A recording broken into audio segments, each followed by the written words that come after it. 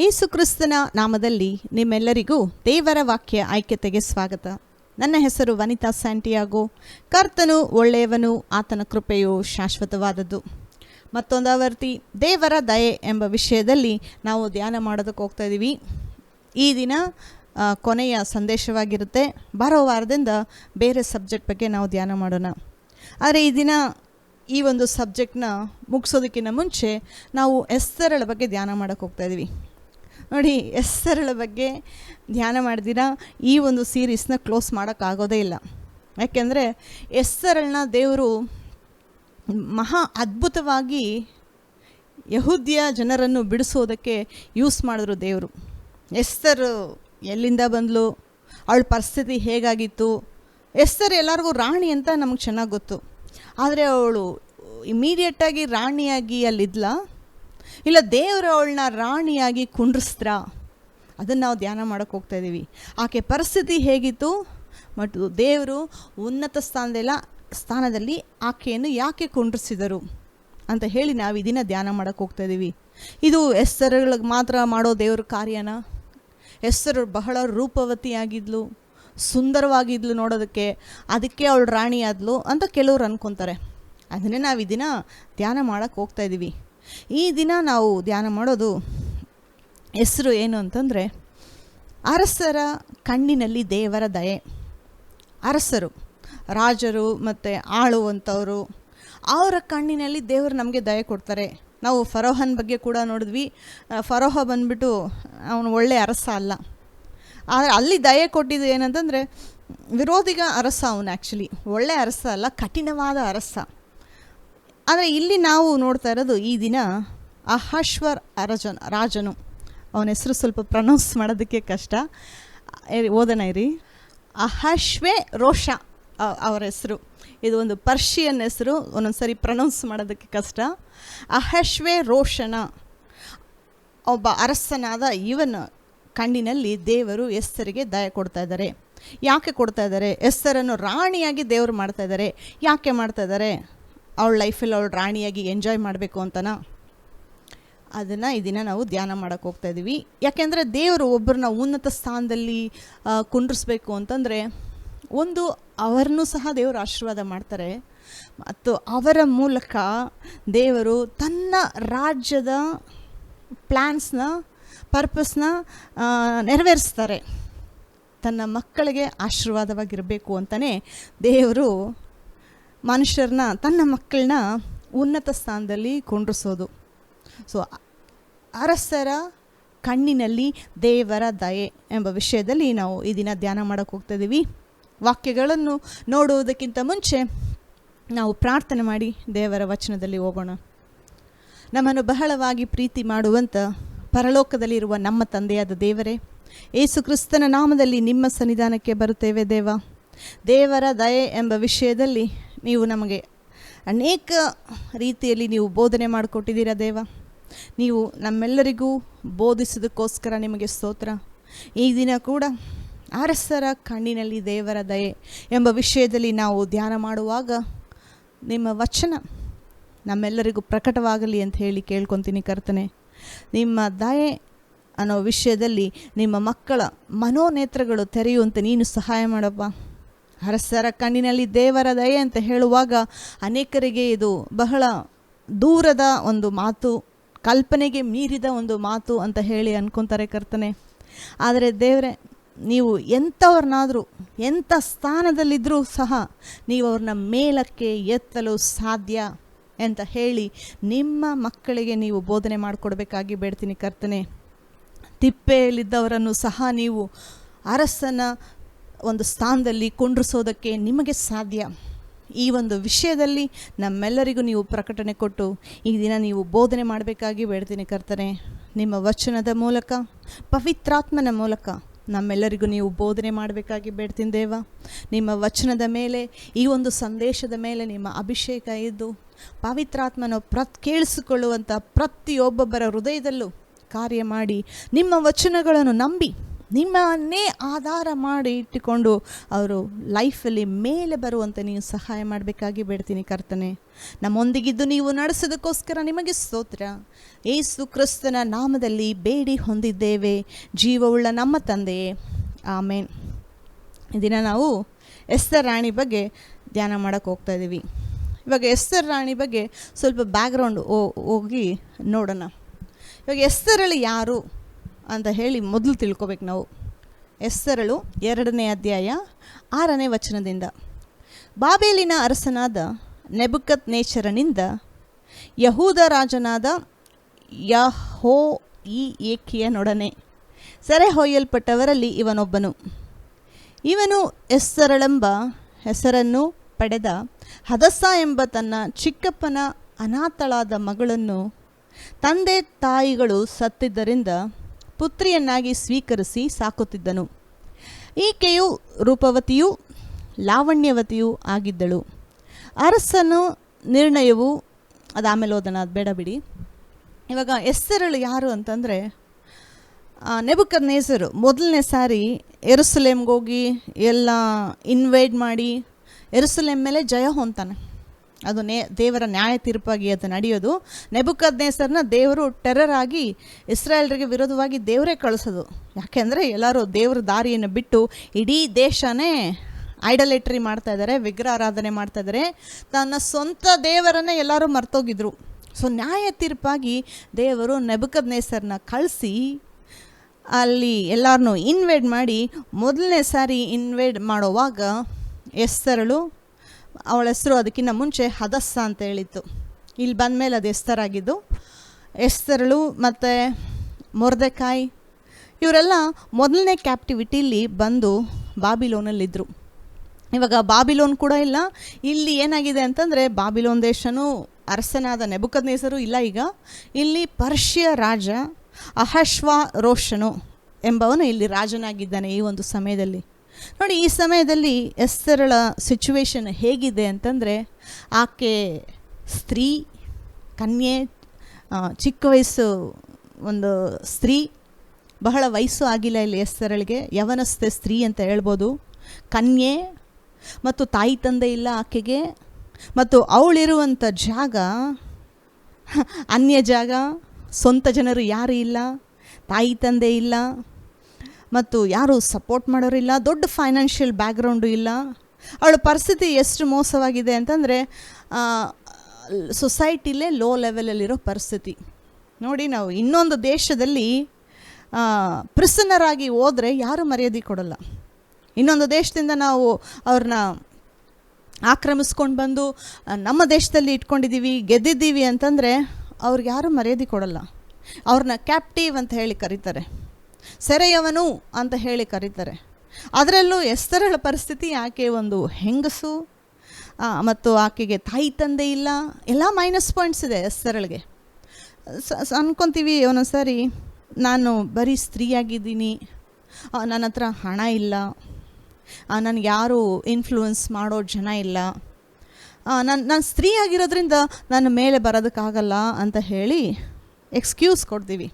ಅನೇಕ ಕಾರಣಗಳು ಕೊಡ್ತೀವಿ ಯಾಕೆ ನಾವು ಲೈಫಲ್ಲಿ ಮೇಲೆ ಬರೋಕ್ಕಾಗೋದಿಲ್ಲ. ನಾನು ಸ್ತ್ರೀ ಅಂದರೆ ನನಗೊಂದು ಸ್ಥಾನ ಕೊಡೋದಿಲ್ಲ. ನೋಡಿ, ನಾನೇನು ಫೆಮಿನಿಸ್ಟ್ ಅಲ್ಲ.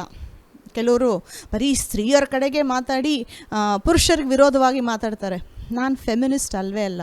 ನಾನು ದೇವರ ವಚನ, ಸ್ತ್ರೀಯಾಗಲಿ ಪುರುಷನಾಗಲಿ, ದೇವರ ನಂಬೋ ಮಕ್ಕಳು ಯಾರಿಗಾದರೂ ಆಗಲಿ ದೇವರು ಕೊಡ್ತಾರೆ.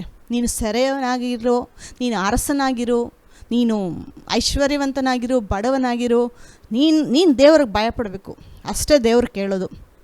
ಕೆಲವರು ಫೆಮಿನಿಸ್ಟ್ ರೈಟ್ಸ್ ಅಂತ ಹೇಳ್ತಾರೆ, ಇಲ್ಲ ಇನ್ನೊಬ್ಬರನ್ನ ಕೆಳಗಡೆ ಹಾಕಿ ನಾವು ಮೇಲೆ ಬರಬೇಕು ಅಂತ ಅಂದ್ಕೊತಾರೆ.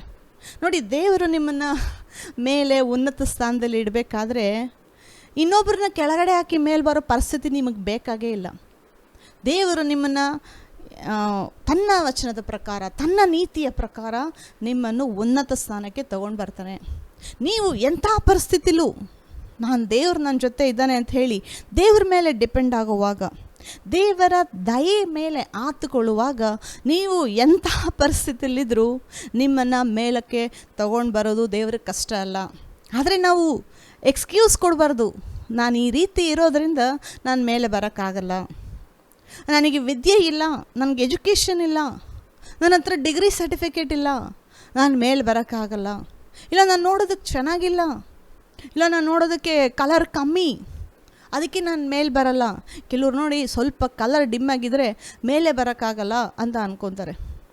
ನಾನು ಎಷ್ಟೊಂದು ಜನ ಬ್ಲ್ಯಾಕ್ ಪೀಪಲ್ನ ನೋಡಿದ್ದೀನಿ, ಒಳ್ಳೆ ಪೊಸಿಷನಲ್ಲಿ ಸ್ಥಾನದಲ್ಲಿ ಕೂತ್ಕೊಂಡಿದ್ದಾರೆ. ಯಾಕೆ? ಅವರೇನೋ ನಾನು ಕಪ್ಪಗಿದ್ದೀನಿ ಅಂತ ಹೇಳಿ ಅಲ್ಲೇ ಕೂತ್ಕೊಂಡಿದ್ರೆ ಈ ದಿನ ಮೇಲೆ ಬರ್ತಾ ಇರಲಿಲ್ಲ. ಸೊ ಎಕ್ಸ್ಕ್ಯೂಸ್ ಕೊಡೋದಕ್ಕೆ ಏನೂ ಇಲ್ಲ ನಾವು ದೇವ್ರ ಮುಂದೆ. ನೋಡಿ, ನಾವು ಈ ರೀತಿ ಗೊಣಗಾಡಿ ಪೇಚಾಡಿ ಯಾಕೆ ಮೇಲಕ್ಕೆ ಬರೋಕ್ಕಾಗಲ್ಲ ಅಂತ ಹೇಳಿ ಕಾರಣಗಳು ಹೇಳಿ ಈ ಲೋಕದ ಯಾತ್ರೆ ಮುಗಿಸಿ ದೇವ್ರ ಹತ್ರ ಹೋಗುವಾಗ ದೇವ್ರ ಮುಂದೆ ಹೇಳೋಕ್ಕಾಗುತ್ತಾ? ನಾನು ಬಡವಳಾಗಿದ್ದೆ, ನನಗೆ ಯಾವ ಇನ್ಫ್ಲೂಯೆನ್ಸು ಇರಲಿಲ್ಲ, ಅದಕ್ಕೆ ನಾನು ಮೇಲೆ ಬರೋಕ್ಕಾಗಿಲ್ಲ, ನಾನು ಸೆರೆಯವನು, ನಾನು ಸೇವಕಳು, ಅದಕ್ಕೆ ನಾನು ಮೇಲೆ ಬರೋಕ್ಕಾಗಿಲ್ಲ ಅಂತ ಹೇಳಿ ದೇವ್ರ ಮುಂದೆ ಹೇಳೋಕ್ಕಾಗುತ್ತಾ? ಅಲ್ಲಿ ದೇವ್ರ ಮುಂದೆ ಹೇಳೋಕ್ಕೋದ್ರೆ ಅಲ್ಲಿ ಎಸ್ತರಳು ಬಂದು ಹೇಳ್ತಾಳೆ, ಯೋಸೆಫೆ ಬರ್ತಾನಲ್ಲಿ ಪರಲೋಕದಲ್ಲಿ, ನಾವು ಸೆರೆಯವರಾಗಿದ್ವಿ, ಮತ್ತು ದಾನಿಯೆಲ್ಲ ಕೂಡ ಇದ್ದಾನೆ, ನಾವೆಲ್ಲ ಸೆರೆಯವರಾಗಿದ್ವಿ, ನಾವೆಲ್ಲ ಬಾಟಮ್ ಆಫ್ ದ ಸೊಸೈಟಿ ಅಲ್ಲೇ ಇದ್ದಿದ್ದು, ನಮಗೆ ದೇವ್ರು ಮಾಡಿದ್ದಾರೆ ಅಂದರೆ ನೀವು ಬೈಬಲ್ ಓದಬೇಕಾಗಿತ್ತು, ನಿಮಗೂ ದೇವ್ರು ಮಾಡ್ತಾಯಿದ್ರು ಅಂತ ಹೇಳಿ ಅಲ್ಲಿ ಹೇಳ್ತಾರೆ. ಹಂಗೆ ದೇವ್ರು ನೋಡಿ ಎಲ್ಲರಿಗೂ ನ್ಯಾಯ ತೀರಿಸೋದು ಪರಲೋಕದಲ್ಲಿ. ಬಿಲೀವರ್ಸ್ಗೆ ಏನು ನರಕ ಮತ್ತು ಪರಲೋಕ ಅಂತಲ್ಲ, ಬಿಲೀವರ್ಸ್ಗೆ ನ್ಯಾಯ ತೀರಿಸೋದು ಏನು ಅಂತಂದರೆ ದೇವರು ನಿಮ್ಗೆ ಯಾವ ಬಹುಮಾನ ಕೊಡಬೇಕು, ಪರಲೋಕದಲ್ಲಿ ನಿಮ್ಗೆ ಯಾವ ಸ್ಥಾನ ಕೊಡಬೇಕು ಅಂತ ಹೇಳಿ ದೇವರು ವಿಶ್ವಾಸಿಗಳಿಗೆ ನ್ಯಾಯ ತೀರಿಸೋದು ಅದು. ಅದನ್ನು ತಿಳ್ಕೊಳ್ಳಿ. ಸೊ ನಾನೇನು ಹೇಳ್ತಾ ಇದ್ದೀನಿ ಅಂತಂದರೆ, ಇವೆಲ್ಲ ನಾವು ಬೈಬಲಲ್ಲಿ ದೇವರು ಕೊಟ್ಟಿರೋದು ಏನಕ್ಕೆ ಅಂತಂದರೆ, ಅವುಗಳನ್ನು ಓದಿ ಇದು ನನಗೆ ರಿಲೇಟ್ ಆಗಿದೆ, ನಿಮ್ಮ ಪರಿಸ್ಥಿತಿ ಎಸ್ತರಳ ಪರಿಸ್ಥಿತಿ ಥರ ಇದ್ದರೆ, ನಾನು ಸ್ತ್ರೀ, ನನಗೆ ಯಾರೂ ಇಲ್ಲ, ನನಗೆ ಯಾರು ಇನ್ಫ್ಲೂಯೆನ್ಸ್ ಇಲ್ಲ, ಅನೇಕರು ಇದನ್ನು ಮೇಲಕ್ಕೆ ಬರದೇ ಇರೋ ಕಾರಣ ಅಂತಂದರೆ ನಾನು ಕೇವಲ ಒಂದು ಸ್ತ್ರೀ ಅಂತ ಅಂದ್ಕೊತಾರೆ. ಆ ಸ್ತ್ರೀ ಯಾರಾಗಿದ್ದರೂ ಪರವಾಗಿಲ್ಲ, ದೇವ್ರ ಮೇಲೆ ಡಿಪೆಂಡ್ ಆದರೆ ದೇವ್ರಿಗೇನು ವ್ಯತ್ಯಾಸ ತೋರಿಸಲ್ಲ.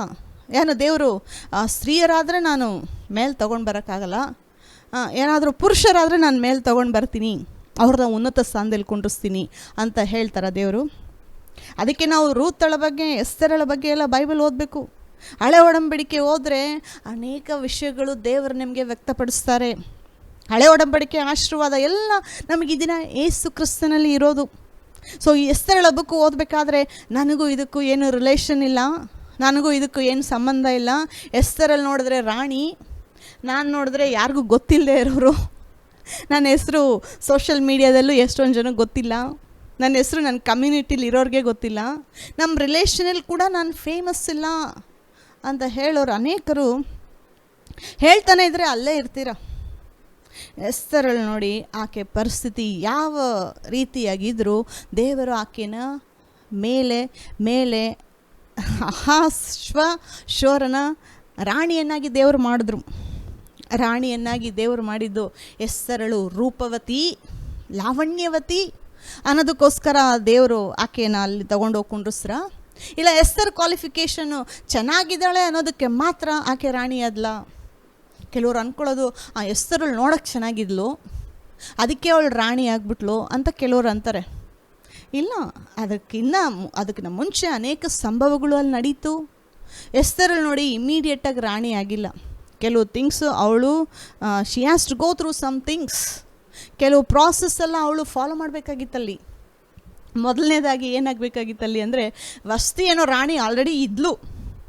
ಆ ವಸ್ತಿ ಏನೋ ರಾಣಿನ ರಾಜ ಕರೆಯೋವಾಗ ಆಕೆ ನಿರಾಕರಿಸಿದ್ಲು.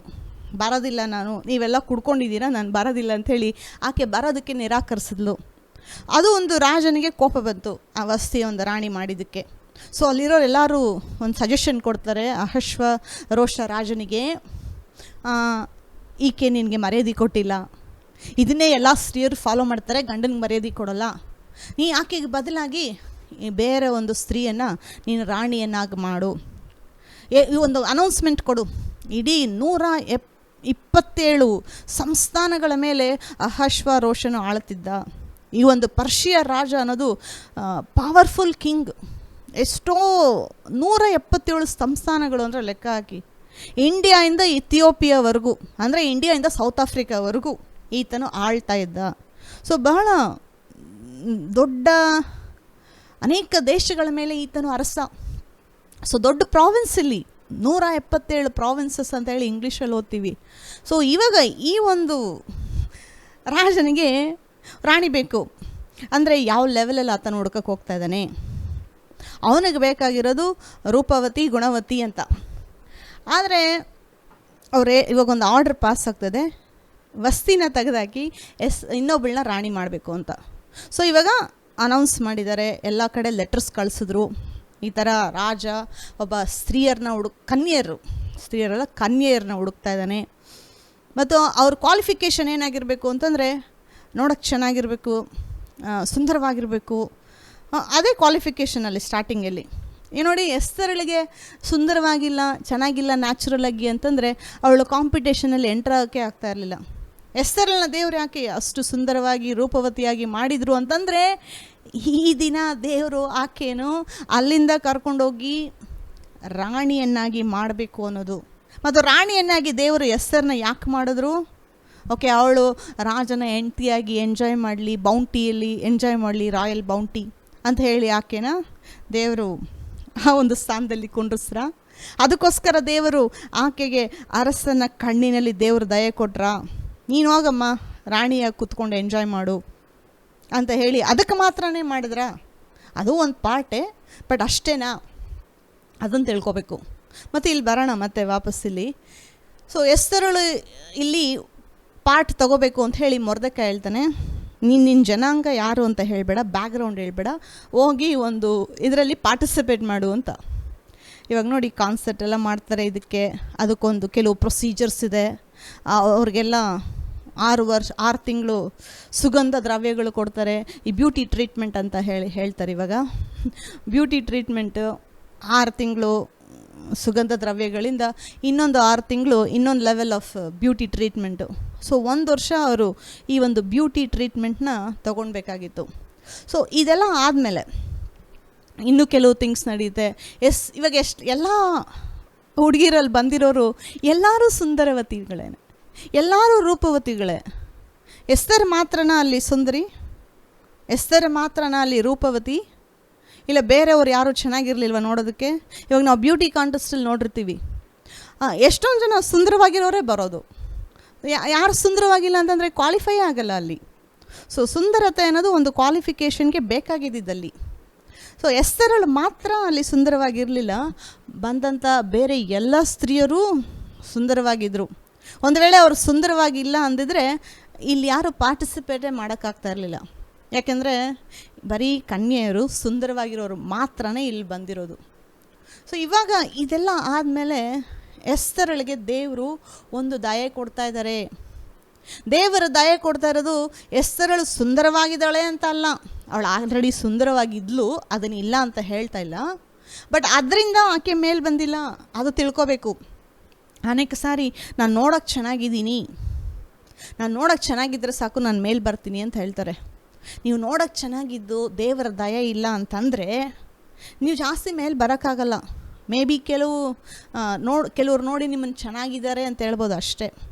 ಬಟ್ ಉನ್ನತ ಸ್ಥಾನದಲ್ಲಿ ಈ ರೀತಿಯಾಗಿ ಎಸ್ತರಳು ಅನುಭವಿಸಿದ ಆ ಒಂದು ರಾಣಿಯ ಪಟ್ಟ ಅನುಭವಿಸೋದು ಕಷ್ಟ. ಬರೀ ಸುಂದರವಾಗಿದ್ದರೆ ಇದು ನಡೀತಾ ಇರಲಿಲ್ಲ.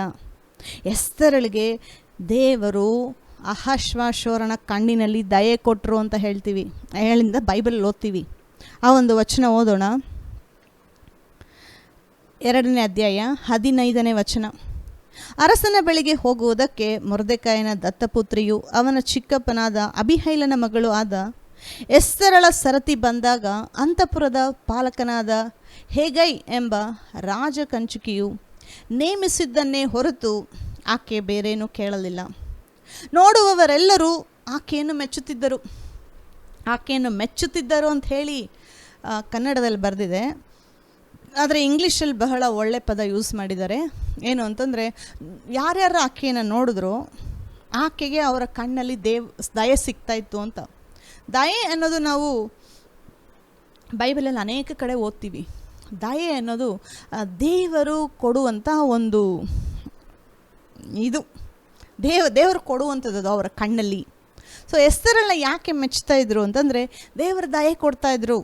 ದೇವರು ಒಂದು ಫೋಕಸ್ ಲೈಟು ಎಸ್ತರ ಮೇಲೆ ಇತ್ತು. ಇದನ್ನು ನಾವು ತಿಳ್ಕೊಬೇಕು. ದೇವರು ನೋಡಿ, ನಾವು ಜ್ಞಾನೋಕ್ತಿಲಿ ಓದಬೇಕಾದ್ರೆ ಅರಸನ ಹೃದಯ ದೇವರ ಕೈಯಲ್ಲಿದೆ. ದೇವರು ಅರಸನ ಹೃದಯನ್ನು, ಆ ನದಿ ನೀರು ಯಾವ್ಯಾವ ಕಡೆ ಹೋಗುತ್ತೋ ಆ ರೀತಿ ದೇವರು ಅರಸನ ಹೃದಯವನ್ನು ನಡೆಸ್ತಾರೆ ಅಂತ ಇದೆ. ಓದಿದ್ದೀರಲ್ಲ ಆ ವಚನ.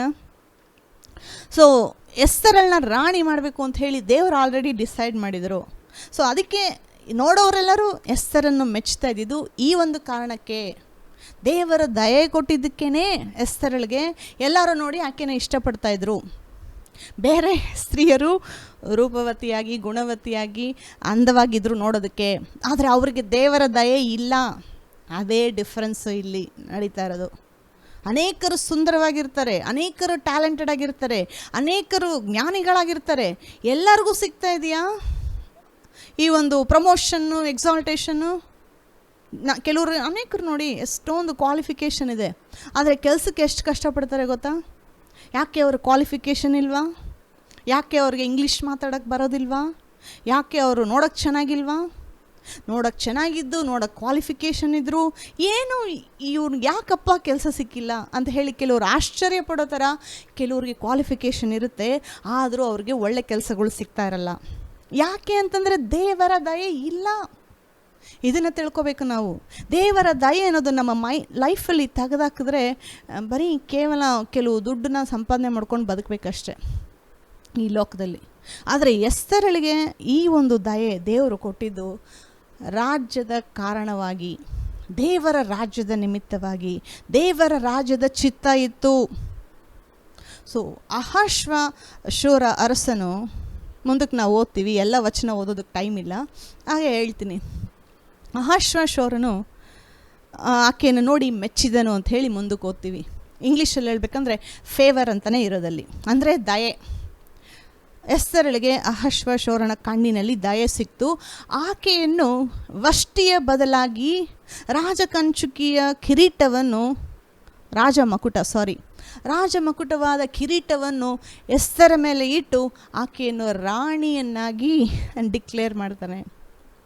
ಓಕೆ, ಇವಾಗ ಆಲ್ರೆಡಿ ಎಸ್ತರಳನ್ನ ದೇವರು ರಾಣಿ ಮಾಡಿದ್ರು. ರಾಣಿಯಾಗಿ ಒಳ್ಳೊಳ್ಳೆ ಬಟ್ಟೆಗಳು ಹಾಕ್ಕೊಂಡು, ಒಳ್ಳೊಳ್ಳೆ ಒಡವೆಗಳು ಹಾಕ್ಕೊಂಡು ನೀನು ಲೈಫ್ ಎಂಜಾಯ್ ಮಾಡಮ್ಮ. ಅದು ಒಂದೇ ಕಾರಣಕ್ಕೆ ದೇವರು ಎಸ್ತರಳನ್ನ ರಾಣಿಯಾಗಿ ಮಾಡಿದ್ದು. ಎಸ್ತರಳನ್ನ ರಾಣಿಯಾಗಿ ಮಾಡಿದ್ದು ಒಂದು ಬಹಳ ದೊಡ್ಡ ದೇವರ ರಾಜ್ಯದ ಕಾರಣವಾಗಿ. ಇದು ತಿಳ್ಕೊಬೇಕು. ದೇವರು ನಮಗೆ ಒಂದು ಉನ್ನತ ಸ್ಥಾನ ಕೊಡಬೇಕು, ಆ ಒಂದು ಲೈಫಲ್ಲಿ ನಾವು ಒಳ್ಳೆ ಪೊಸಿಷನ್ಗೆ ಬರಬೇಕು ಅಂತ ಹೇಳಿ ಎಲ್ಲ ಅಂದ್ಕೊತೀವಿ. ಅನೇಕ ಸಾರಿ ಕೆಲವ್ರಿಗೆ ಆಸೆ ಇದೆ, ನಾನು ಪ್ರೈಮ್ ಮಿನಿಸ್ಟರ್ ಆಗಬೇಕು, ನಾನು ಚೀಫ್ ಮಿನಿಸ್ಟರ್ ಆಗಬೇಕು, ನಾನು MLA ಆಗಬೇಕು, ನಾನು ಕೌನ್ಸಿಲರ್ ಆಗಬೇಕು, ಮೇಯರ್ ಆಗಬೇಕು. ಒಂದು ರಾಜಕಾರಣಿಯಾಗಿದ್ದರೆ ಆಸೆ ಇರುತ್ತೆ ಎಲ್ಲರಿಗೂ, ಆದರೆ ಅದು ನಮ್ಗೆ ಆಗೋದಿಲ್ಲ ಅಂಥೇಳಿ ಬಿಟ್ಬಿಡ್ತಾರೆ. ಕ್ರಿಸ್ತನ ಮಕ್ಕಳು, ನಾನು ಈ ದಿನ ಹೇಳ್ತೀನಿ ನೋಡಿ, ದೇವರ ಮಕ್ಕಳು, ನಿಮಗೇನಾದರೂ ಆ ರೀತಿ ಕನಸಿದ್ರೆ, ನಿಮಗೇನಾದರೂ ಹೃದಯದಲ್ಲಿ ಆ ರೀತಿ ಆಸೆ ಇದ್ದರೆ ಪ್ರೇಯರ್ ಮಾಡಿ. ಯಾಕೆಂದರೆ ಅನೇಕ ತಪ್ಪಾದ ರಾಜಕಾರಣಿಗಳು ಈ ದಿನ ಆಳ್ವಿಕೆಯಲ್ಲಿದ್ದಾರೆ. ಹಮಾಂತರ ಅದನ್ನೇ ಇದು ನೋಡಿ, ದೇವರ ರಾಜ್ಯದಲ್ಲಿ ನಾವು ಓದಬೇಕಾದ್ರೆ ಪಾಲಿಟಿಕ್ಸ್ ಅನ್ನೋದು ಬೈಬಲ್ ಬಹಳ ಮಾತಾಡುತ್ತೆ.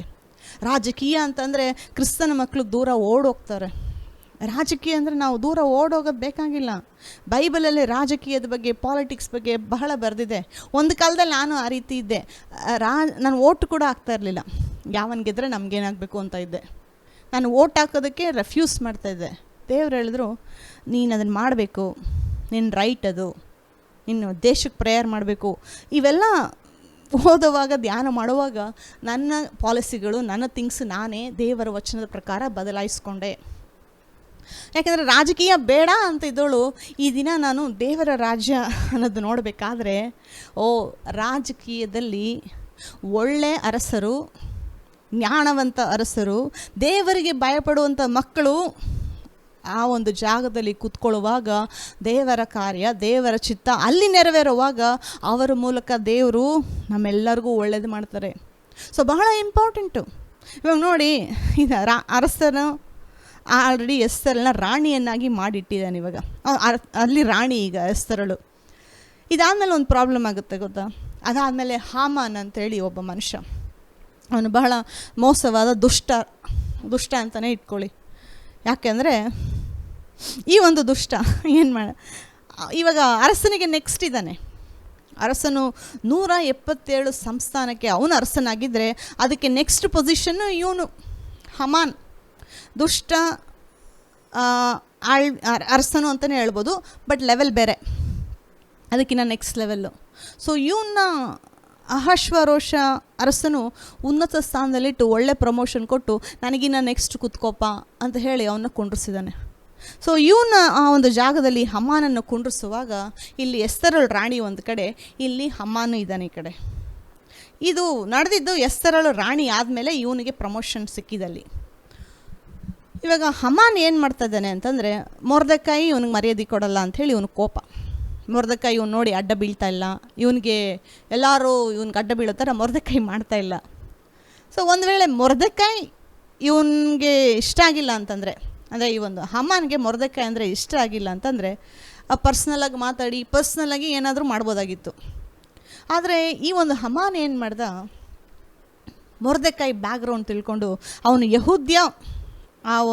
ಯಹೂದ್ಯನು ಅವನು ಅಂತ ಹೇಳಿ ತಿಳ್ಕೊಂಡು ಅವನ ಮೇಲೆ ಮಾತ್ರ ಕೈ ಹಾಕ್ದಿರಾ ಇಡೀ ಯಹೂದ್ಯರನ್ನೇ ಸಂಹಾರ ಮಾಡಬೇಕು, ಇಡೀ ಯಹೂದ್ಯ ಜನಾಂಗನೇ ನಾಶ ಮಾಡಬೇಕು ಅಂತ ಹೇಳಿ ಇವನೇನು ಮಾಡ್ತಾ ಇದ್ದಾನೆ, ತನ್ನ ಸ್ವಂತ ದುಡ್ಡು ಹಾಕಿ ಎಲ್ಲ ಯಹೂದ್ಯರನ್ನು ಸಾಯಿಸಬೇಕು ಅಂತ ಹೇಳಿ ಆಲ್ರೆಡಿ ಅಹಶ್ವರೋಷನ ಕೈಯಿಂದ ಸೈನ್ ಹಾಕಿ ಲೆಟ್ರ್ ತೊಗೊಂಡ್ಬಿಟ್ಟಿದ್ದಾನೆ. ಇವನು ಕಾಸು ಕೊಡ್ತಾ ಇದ್ದಾನೆ. ಯಾಕೆ? ಯಹೂದ್ಯರು ಸಾಯಬೇಕು. ಮೊರ್ದೆಕಾಯಿನ ಮಾತ್ರ ಸಾಯಿಸಿದರೆ ಏನೂ ಅಷ್ಟು ಪ್ರಾಬ್ಲಮ್ ಆಗ್ತಾ ಇರಲಿಲ್ಲ ಅಂತ ನಾನು ಅನ್ಕೊತೀನಿ. ಆದರೆ ಅವನು ಮೊರ್ದೆಕಾಯಿನ ಮಾತ್ರ ಮುಟ್ಟಿದಿರಾ ಯಹೂದ್ಯರನ್ನು ಮುಟ್ಟಿದ್ದಕ್ಕೆ ಇಲ್ಲಿ ಭಾಳ ಸೀರಿಯಸ್ ಆಗ್ತಾ ಇರೋದು ಮ್ಯಾಟರ್. ದೇವ್ರು ನೋಡಿ ತನ್ನ ಮಕ್ಕಳನ್ನ ಎಂದಿಗೂ ಮರೆಯೋದಿಲ್ಲ. ಹಾಮಾನ್ ಈ ರೀತಿ ಮಾಡ್ತಾನೆ ಅಂತ ಹೇಳಿ ತಂದೆಗೆ ಆಲ್ರೆಡಿ ಗೊತ್ತು. ಸೊ ಹಾಮಾನ್ ಪೊಸಿಷನ್ಗೆ ಬರೋದಕ್ಕಿಂತ ಮುಂಚೆನೇ ಅದಕ್ಕಿಂತ ಉನ್ನತವಾದ ಪೊಸಿಷನಲ್ಲಿ ಆಲ್ರೆಡಿ ದೇವರು ಎಸ್ತರಳನ್ನ ಇಟ್ಟಿದ್ರು. ಇವನು ಕಾಸು ಕೊಟ್ಟಿದ್ದಾನೆ, ಎಷ್ಟೋ ಬೆಳ್ಳಿ ನಾಣ್ಯಗಳನ್ನು, ಸಾವಿರಾರು ಬೆಳ್ಳಿ ನಾಣ್ಯಗಳನ್ನು ಯಹೂದ್ಯರನ್ನು ಸಾಯಿಸ್ಬೇಕಂತಲೇ ಇನ್ವೆಸ್ಟ್ ಮಾಡ್ತಾ ಇದ್ದಾನೆ. ಅದು ಇವನು ಸ್ವಂತ ಪರ್ಸ್ನಲ್ ಮನಿ. ಇವಾಗೂ ಕೂಡ ಕೆಲವರು ಇದ್ದಾರೆ, ಪರ್ಸ್ನಲಾಗಿ ಅವ್ರ ಪಾಕೆಟಿಂದ ದುಡ್ಡು ತೆಗ್ದು ಯಹೂದ್ಯರ ಮೇಲೆ ಯುದ್ಧಕ್ಕೆ ಹೋಗಿ ಅಂತ ಹೇಳಿ ಇವಾಗೂ ಮಾಡೋ ಜನ ಇದ್ದಾರೆ ನೋಡಿ. ಇಸ್ರೇಲ್ರಿಗೆ ವಿರುದ್ಧ ಹೇಳೋ ಒಂದು ಜನರು ಆಗಿನ ಕಾಲದಿಂದ ಇದ್ದಾರೆ. ಇವಾಗ ಅದು ಹಮಾಸ್ ಅನ್ನೋ ಹೆಸರಲ್ಲಿದೆ, ಹಮಾಸ್ ಹೆಜೋಬೆಲ್ಲ ಅಂತ ಹೇಳಿ. ಆಗಿನ ಕಾಲದಲ್ಲಿ ಒಂದು ಕಾಲದಲ್ಲಿ ಫಿಲಿಸ್ಟಿಯರ್ ಇದ್ದರು, ಒಂದು ಕಾಲದಲ್ಲಿ ಫರೋಹ ಇದ್ದ, ಇನ್ನೊಂದು ಕಾಲದಲ್ಲಿ ಅಮಲೇಕರು ಮತ್ತು ಎಡೋಮೈಟ್ಸ್, ಮೋವಾಬೈಟ್ಸ್ ಅನೇಕರಿದ್ದರು. ಎಲ್ಲ ಕಾಲದಲ್ಲೂ ಇದ್ದರು. ಯಾಕೆ? ಅದರಿಂದ ಸೈತಾನ ಇದ್ದಾನೆ. ಯಹೂದ್ಯರನ್ನ ಬಹಳವಾಗಿ ದ್ವೇಷ ಮಾಡೋದು ಸೈತಾನ. ಯಾಕೆಂದರೆ ಆ ದೇಶದಿಂದ ಇಡೀ ಲೋಕಕ್ಕೆ ಲಾ ಆ್ಯಂಡ್ ಆರ್ಡರ್ ಬಂದಿದ್ದು. ಕೊಲೆ ಮಾಡಬಾರ್ದು ಅಂಥೇಳಿ ಎಲ್ಲಿ ಬರೆದಿದೆ? ಈ ದಿನ ಯಾಕೆ ನಮ್ಮ ಇಂಡಿಯಾದಲ್ಲಿ ಲಾ ಇದೆ ಕೊಲೆ ಮಾಡೋದು ತಪ್ಪು ಅಂತಂದರೆ ಬೈಬಲಲ್ಲಿದೆ ಕೊಲೆ ಮಾಡಬಾರ್ದು ಅಂತ. ಆ ಒಂದು ಪ್ರಿನ್ಸಿಪಲ್ನೇ ನಮ್ಮ ಇಂಡಿಯಾದಲ್ಲಿ ಈ ದಿನ ಅಪ್ಲೈ ಮಾಡ್ತಾ ಇರೋದು. ಈ ರೀತಿ ಅನೇಕ ನಾವು ಕಮ್ಯಾಂಡ್ಮೆಂಟ್ಸ್ ತೆಗಿಬೋದು ನಾನು. ಆ ಲಾ ಆ್ಯಂಡ್ ಆರ್ಡರ್ ಬಂದಿದ್ದು ಯಹೂದ್ಯ ಆ ಒಂದು ಜನರಿಂದ. ದೇವರು ಅವ್ರಿಗೆ ಕೊಟ್ಟಿದ್ದು ಫಸ್ಟು ಸೀನಾಯಿ ಬೆಟ್ಟದ ಮೇಲೆ ಇಳಿದು ಬಂದು ಮೋಶೆ ಮೂಲಕ ಧರ್ಮಶಾಸ್ತ್ರ ಕೊಟ್ಟಿದ್ದು ಅಲ್ಲೇ. ಆದ್ದರಿಂದ ಮೆಸ್ಸಯ್ಯ ಬಂದ, ಯೇಸು ಕ್ರಿಸ್ತ ನಮಗೋಸ್ಕರ ಬಂದ. ಆ ಒಂದು ಜನಾಂಗದಿಂದ ಇಡೀ ಲೋಕಕ್ಕೆ ಲಾ ಆ್ಯಂಡ್ ಆರ್ಡರ್ ಬಂತು. ಆ ಒಂದು ಜನಾಂಗದಿಂದ ಇಡೀ ಲೋಕಕ್ಕೆ ರಕ್ಷಕನು ಹುಟ್ಟು ಬಂದ. ಆ ಒಂದು ಜನಾಂಗದಿಂದ ಯೇಸು ಕ್ರಿಸ್ತ ಹುಟ್ಟು ಬಂದಿದ್ದಕ್ಕೆ ಈ ದಿನ ನಾವು ರಕ್ಷಣೆ ಹೊಂದಿದ್ದೀವಿ. ಈ ದಿನ ನಾನು ನರಕಕ್ಕೆ ಹೋಗ್ತಾ ಇಲ್ಲ. ಸೊ ಯಹೂದ್ಯರನ್ನು ನಾವು ಮರಿಬಾರ್ದು. ಯಹೂದ್ಯರು ಇನ್ನೊಂದು ದೇಶ, ಫಾರಿನ್ ದೇಶ ಅಂತ ಹೇಳಬಾರ್ದು. ಆ ಒಂದು ದೇಶದಿಂದನೇ ನಮಗೆ ರಕ್ಷಣೆ ಅನ್ನೋದು ಸಿಕ್ಕಿದ್ದು. ಯಾಕೆಂದರೆ ಯೇಸು ಕ್ರಿಸ್ತ ಯಹೂದ್ಯ. ಅದು ನಾನು ಆಲ್ರೆಡಿ ಕ್ರಿಸ್ಮಸ್ ಮೆಸೇಜಲ್ಲಿ ಮಾತಾಡಿದ್ದೀನಿ. ಈ ದಿನ ಮತ್ತೆ ಅಲ್ಲಿ ಹೋಗೋದು ಬೇಡ. ಸೊ ಯಹೂದ್ಯರನ್ನು ಸಂಹಾರ ಮಾಡಬೇಕು ಅಂಥೇಳಿ ಈತನ ಕಾಸು ಕೊಡ್ತಾ ಇದ್ದಾನೆ. ಈ ದಿನ ಕೂಡ ಯಹೂದ್ಯರಿಗೆ ವಿರೋಧವಾಗಿ ಯುದ್ಧ ಮಾಡಲಿ ಅಂಥೇಳಿ ಬೇರೆ ಬೇರೆ ದೇಶದವರು, ಸಂಬಂಧ ಇಲ್ಲದೆ ಇರೋ ದೇಶದವರು ಬೇರೆ ಯಹೂದ್ಯರ ವಿರೋಧಿಗಳಿಗೆ ದುಡ್ಡು ಕೊಡ್ತಾ ಇದ್ದಾರೆ ಯಹೂದ್ಯರನ್ನು ಸಂಹಾರ ಮಾಡಬೇಕು ಅಂತ. ಆದರೆ ಅದು ನಡೆಯೋದೇ ಇಲ್ಲ ನೋಡಿ. ನೀವು ಎಷ್ಟೇ ದುಡ್ಡು ಕೊಟ್ಟರು, ಎಷ್ಟೇ ಪೊಸಿಷನಲ್ಲಿದ್ದರು, ಎಷ್ಟೇ ನಿಮ್ಮ ಹತ್ರ ಹಣ ಇದ್ದರು, ಎಷ್ಟೇ ಇನ್ಫ್ಲೂಯೆನ್ಸ್ ಇದ್ದರು, ಯಹೂದ್ಯರನ್ನು ನಾಶ ಮಾಡೋದಕ್ಕಾಗೋದಿಲ್ಲ. ಯಾಕೆ ಅಂತಂದರೆ ದೇವರು ಎಸ್ತರ್ ರಾಣಿ ಥರ ಕೆಲವು ಥಿಂಗ್ಸು ಪ್ಲ್ಯಾನ್ ಮಾಡಿ ಆಲ್ರೆಡಿ ಇಟ್ಟಿದ್ದಾರೆ. ಯಹೂದ್ಯರನ್ನು ಸಂಹಾರ ಮಾಡೋದಕ್ಕೆ ಯಾರ ಕೈಲೂ ಆಗಲ್ಲ. ದೇಶಗಳ ವಿರುದ್ಧವಾಗಿ ನಿಂತ್ಕೊಳ್ಳಿ, ದೇವರು ಎಲ್ಲರನ್ನೂ ಅಡಗಿಸ್ತಾರೆ, ಯಾಕೆಂದರೆ ನಮ್ಮ ದೇವರು ಸರ್ವಶಕ್ತನು. ಇಲ್ಲಿ ದೇವರು ಇಳಿದು ಬರ್ತಾ ಇದ್ದಾರೆ, ಆಲ್ರೆಡಿ ಪ್ಲ್ಯಾನ್ ಮಾಡಿದ್ದಾರೆ, ಎಸ್ತರಳನ್ನ ರಾಣಿಯಾಗಿ ಇಟ್ಟಿದ್ದಾರೆ. ಇವಾಗ ಯೆಹೂದ್ಯರು ಈ ಒಂದು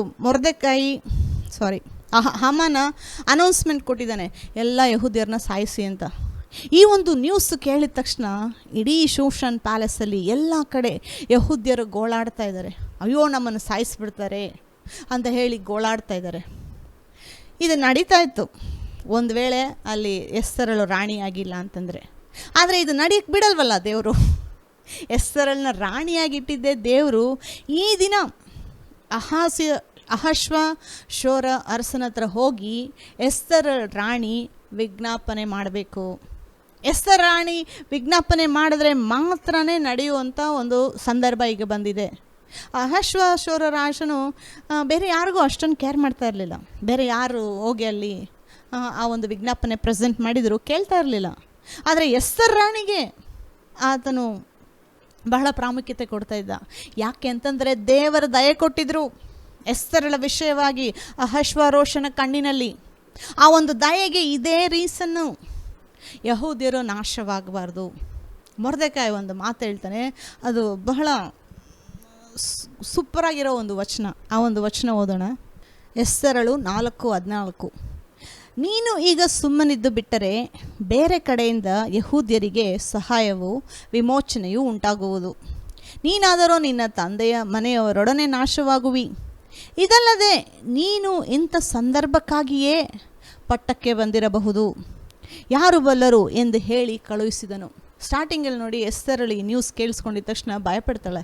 ಯಾಕೆಂದರೆ ಯಾರಾದರೂ ಪರ್ಮಿಷನ್ ಇಲ್ದಿರ ಅಹಶ್ವೇರೋಷನ ಆ ಒಂದು ಪ್ಯಾಲೇಸ್ಗೆ ಎಂಟ್ರಾಗಬೇಕಾದ್ರೆ ಮೊದಲು ಅವ್ರನ್ನ ತಲೆ ಕಡಿತಾರೆ. ಅವ್ನು ಪರ್ಮಿಷನ್ ಇಲ್ದರೆ ಯಾರು ಹೋಗ್ಬಾರ್ದು. ಅಷ್ಟು ದೊಡ್ಡ ದೇಶಾಂತ ದೇಶಗಳ ಅರಸ ಅವನು. ಸೊ ಅವನಿಗೊಂದು ನೋಡಬೇಕು ಅಂದರೆ, ಮೀಟ್ ಮಾಡಬೇಕು ಅಂತಂದರೆ ಪರ್ಮಿಷನ್ ಇಲ್ದಿರ ಹೋಗೋಕ್ಕೆ ಆಗಲ್ಲ. ಸೊ ಇಲ್ಲಿ ಹೋಗಿ ಯಾರನ್ನ ನಿಂತ್ಕೊಂಡ್ರು ಅಂದರೆ ಆತನು ತನ್ನ ಗೋಲ್ಡನ್ ಸ್ಕೆಪ್ಟರ್ ಅಂತ ಕೈಯಲ್ಲಿರುತ್ತೆ. ಆ ಒಂದು ಸ್ಕೆಪ್ಟರ್ ತೋರಿಸಿದ್ರೆ ಅವ್ರ ದಯೆ ಹೊಂತಾರೆ, ಇಲ್ಲ ಅಂತಂದರೆ ಅವ್ರನ್ನ ಸಂಹಾರ ಮಾಡ್ತಾರೆ, ಅವ್ರನ್ನ ತಲೆ ಕಡಿತಾರೆ. ಅದೇ ನಡೀತಿದ್ದು. ಸೊ ಎಸ್ತರಳಿಗೆ ಭಯ, 30 ದಿವಸ ಆಯಿತು ರಾಜನ ಇನ್ನೂ ಕರೆದಿಲ್ಲ, ನಾನು ಮೊದಲೇ ಹೇಳ್ತಿದ್ದೇನೆ ಹೋಗಿ ಬೇಡ್ಕೊಂಡು ನಿನ್ನ ಜನಾಂಗಕ್ಕೋಸ್ಕರ, ಇವಾಗ ಹೇಳು ನೀನು ಯಾವ ಜನ ಅಂತ ಹೇಳಿ. ಏನು ನಿಜವಾಗ್ಲೂ ಈ ಒಂದು ಪಟ್ಟ ದೇವರು ನಿನಗೆ ಕೊಟ್ಟಿರೋದು ಈ ಸಂದರ್ಭಕ್ಕೋಸ್ಕರನೇ ಇರ್ಬೋದು, ನೀನು ಇದಕ್ಕೆ ರಾಣಿಯಾಗಿ ಬಂದಿರ್ಬೋದು, ಹೋಗಿ ಯೆಹೂದ್ಯರಿಗೆ ಸಹಾಯ ಮಾಡು, ವಿಜ್ಞಾಪನೆ ಮಾಡು ಅಂತ ಹೇಳುವಾಗ ಎಲ್ಲರೂ ಆ ಸಮಯದಲ್ಲಿ ಫಾಸ್ಟಿಂಗ್ ಪ್ರೇಯರ್ ಮಾಡ್ತಾರೆ 3 ದಿವಸ. ಇಲ್ಲಿ ನೋಡಿ, ಎಸ್ತರಳ ಬುಕ್ಕಲ್ಲಿ ನಾವು ಓದಬೇಕಾದ್ರೆ ಯೆಹೋವ ತಂದೆ ಅಂತ ಹೇಳಿ ಒಂದು ಪದನೂ ಇಲ್ಲ. ದೇವರು ಅನ್ನೋ ಒಂದು ಮಾತೇ, ವರ್ಡ್ ಅನ್ನೋದೇ ಈ ಒಂದು ಬುಕ್ಕಲ್ಲಿ ಮೆನ್ಷನ್ ಆಗಿಲ್ಲ. ಆದರೆ ಯೆಹೂದ್ಯರು ಅಂತ ಇದೆ. ಅವ್ರು ಫಾಸ್ಟಿಂಗ್ ಪ್ರೇಯರ್ ಮಾಡಬೇಕಾದ್ರೆ ಯಾರಿಗೆ ಮಾಡಿರ್ತಾರೆ? ಯೆಹೋವ ತಂದೆಗೆ ಮಾಡಿರೋದವರೆಲ್ಲ. ಯೆಹೂದ್ಯರು ಆರಾಧನೆ ಮಾಡ್ತಿದ್ದ ದೇವರು, ಇಸ್ರಾಯೇಲ್ರ ಅರಸನು ಯೆಹೋವ ತಂದೆ. ಸೊ ಇವರೆಲ್ಲ ಫಾಸ್ಟಿಂಗ್ ಪ್ರೇಯರ್ ಮಾಡ್ತಾಯಿದ್ದಾರೆ. ದೇವರು ನೋಡಿ ಪ್ರಾರ್ಥನೆ ಕೇಳಿ ಎಸ್ತರಳಿಗೆ ಅಹಶ್ವ ರಾಜನ ಕಣ್ಣಿನಲ್ಲಿ ದೇವರು ದಯೆ ಕೊಟ್ಟರು. ಸೊ ಅದಾದಮೇಲೆ ಆಕೆ ವಿಜ್ಞಾಪನೆ ಮಾಡ್ತಾಳೆ. ಆಕೆ, ನನ್ನ ಜನರು ಸಾಯೋದು ನನ್ನ ಕೈಯಿಂದ ನೋಡೋಕ್ಕಾಗಲ್ಲ, ನನ್ನ ಜನರನ್ನ ನೀನು ಕಾಪಾಡು, ನನ್ನ ಜನರ ಮೇಲೆ ದಯೆ ತೋರಿಸು, ನನ್ನ ಜನರಿಗೆ ವಿರುದ್ಧವಾಗಿರೋ ಒಂದು ಇದನ್ನು ಚೇಂಜ್ ಮಾಡು ಅಂತ ಹೇಳಿ ಕೇಳ್ತಾಳೆ. ಸೊ ಯಾರು ಇದೆಲ್ಲ ಮಾಡಿದ್ದು ಅಂತ ಹೇಳುವಾಗ ಹಮಾನ್ನ ತೋರಿಸ್ತಾಳೆ. ಸೊ ಹಮಾನು, ಅದೆಲ್ಲ ನೀವು ಪೂರ್ತಿ ಓದಿರ್ತೀರ, ನಾನು ಎಲ್ಲ ಡೀಟೇಲ್ ಹೋಗೋಕ್ಕಾಗೋದಿಲ್ಲ. ಒಂದು ಮಾತ್ರ ತಿಳ್ಕೊಳ್ಳಿ, ಎಸ್ತರಳಿಗೆ ದೇವರು ಈ ಒಂದು ಪಟ್ಟ ಕೊಟ್ಟಿದ್ದು ಇಸ್ರಾಯೇಲ್ರ ಬಿಡುಗಡೆಗೋಸ್ಕರ, ಯಹೂದ್ಯರ ದೇಶದ ಬಿಡುಗಡೆಗೋಸ್ಕರ. ನೋಡಿ, ಅದಕ್ಕೆ ಹೇಳೋದು, ಆ ಹಾಮಾನು ಒಂದು ವೇಳೆ ಎಸ್ತರಳು ರಾಣಿಯಾಗಿಲ್ಲ ಅಂದಿದ್ರೆ ಆ ಒಂದು ಸಮಯದಲ್ಲಿ ಎಲ್ಲ ಯಹೂದ್ಯರು ಈ ಒಂದು ರಾಜರ ಕೆಳಗಡೆ ನರಳಬೇಕಾಗಿತ್ತು, ಅನೇಕರು ಸಾಯಬೇಕಾಗಿತ್ತು ಆ ದಿನ. ಸೊ ದೇವರು ಅದನ್ನೆಲ್ಲ ತಪ್ಪಿಸಿದ್ರು, ಎಸ್ತರ್ನ ರಾಣಿಯಾಗಿ ಆಲ್ರೆಡಿ ರೆಡಿ ಮಾಡಿಟ್ಟಿದ್ರು.